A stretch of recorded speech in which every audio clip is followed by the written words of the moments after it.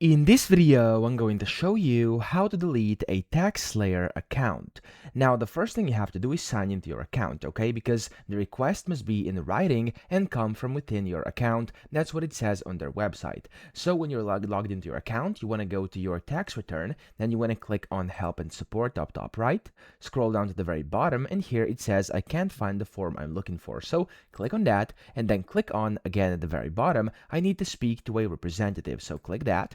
And then from here, you want to select email support. Now here you'll basically have to send them an email ticket to be able to do that. So by default here it's going to say select, but you have to basically select one of these. So of course, do the one that's the most relevant to the account deletion. I would do like login over here, and then I would do I have another issue. And then for example, I would just type in, hello, I would like to delete my account and everything with it. And of course you can submit that and they will go ahead and basically proceed that request and allow you to delete your account that way, okay? Now, if you have anything on here that you may need, make sure you first export it, save it, download it, whatever, because your account will be fully deleted once you do that. But essentially, this is the only way to do it. You have to contact them via email support and from within your account, okay? So don't just message them from your email, just go ahead and do it within your account, because that's the only way to actually do it. So I hope this video helped you out. If it did, please subscribe to the channel and help me out as well.